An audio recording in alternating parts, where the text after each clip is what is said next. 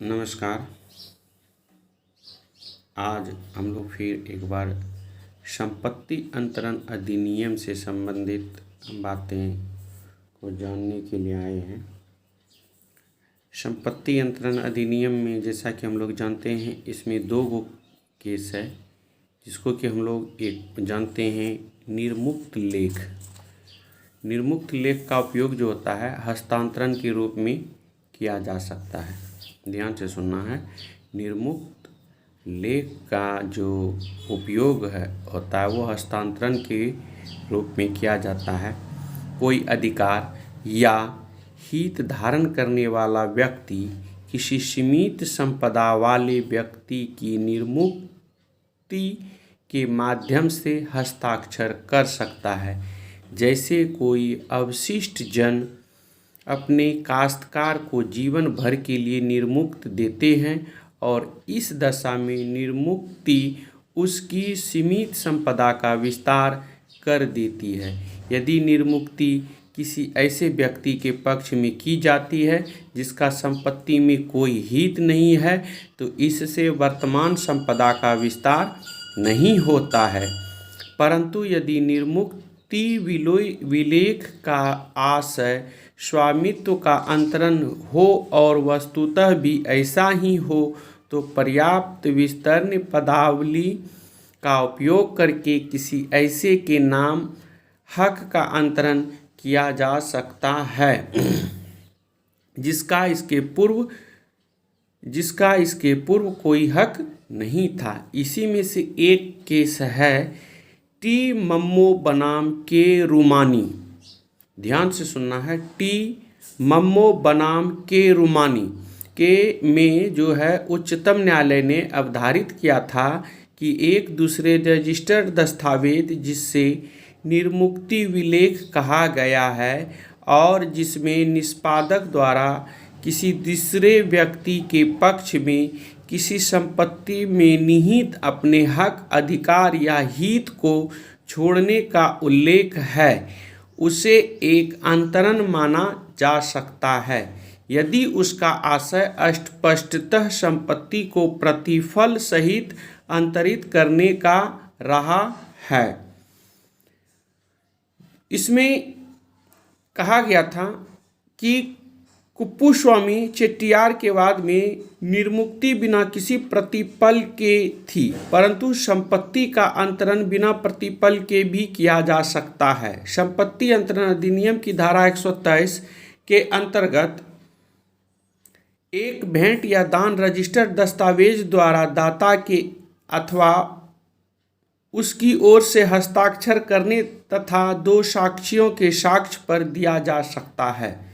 परिणामतः एक रजिस्टर्ड दस्तावेज जिसमें संपत्ति से संबंधित हक या हित के त्याग का प्रावधान है, यदि बिना प्रतिफल के लिखा गया है, दान के रूप में प्रभावित होगा, बशर्ते कि दस्तावेज में स्पष्ट रूप से संपत्ति के अंतरण का आशय व्यक्त किया गया हो और संपत्ति को दस्तावेज दान करने वाले व्यक्ति द्वारा स्वयं या उसकी ओर से हस्ताक्षरित हो तथा दो साक्षियों द्वारा प्रमाणित हो। यहाँ दान पत्र या निर्मुक्ति विलेख में उल्लेखित है कि दान करने वाला व्यक्ति संपत्ति का स्वामी था और अपने हक को छोड़ने का आशय भी स्पष्टतः उल्लेखित है।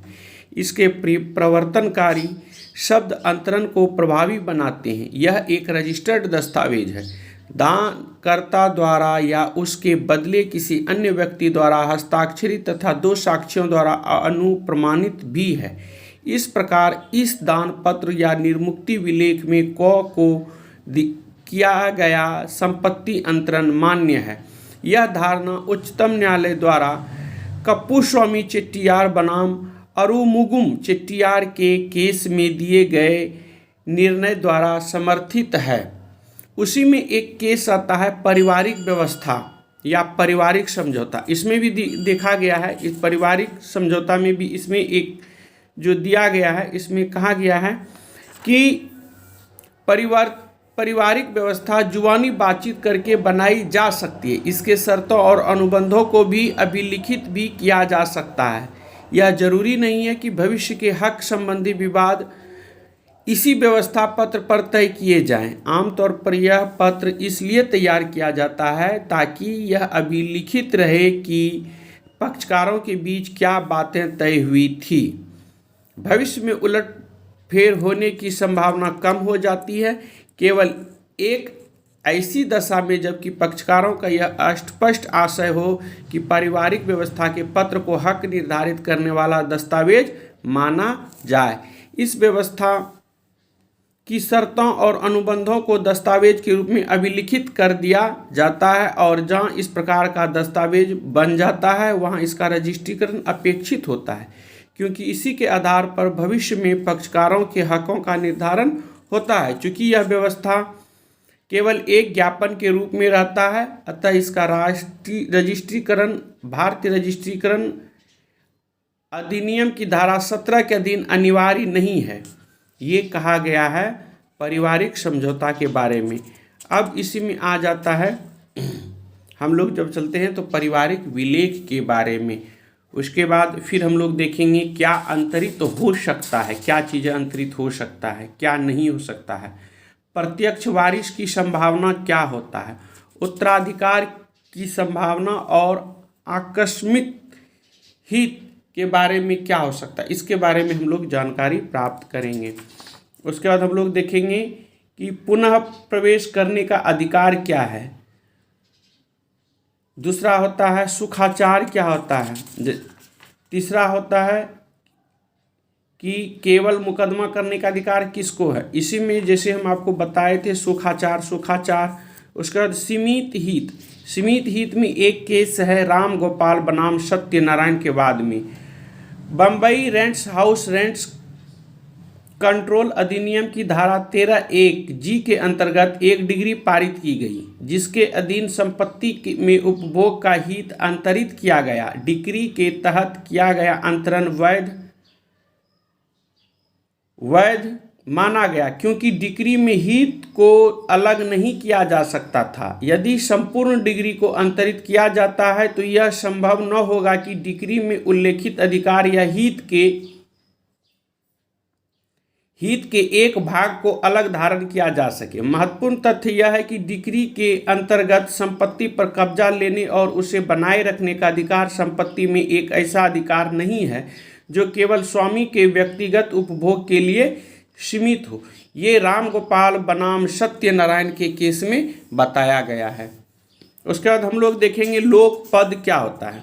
ठीक है, कहा जाता है कोई लोक पद अंतरित नहीं किया जा सकता। यह निषेध लोक नीति के आधार पर आधारित होती है। तो ये सब दिया गया। उसके बाद आगे हम लोग पढ़ेंगे पेंशन क्या होता है, हित की प्रकृति देखेंगे, हल देखेंगे, हित का प्रकृतिकरण और प्रतिकूल अंतरण। तब तक के लिए धन्यवाद। जय हिंद।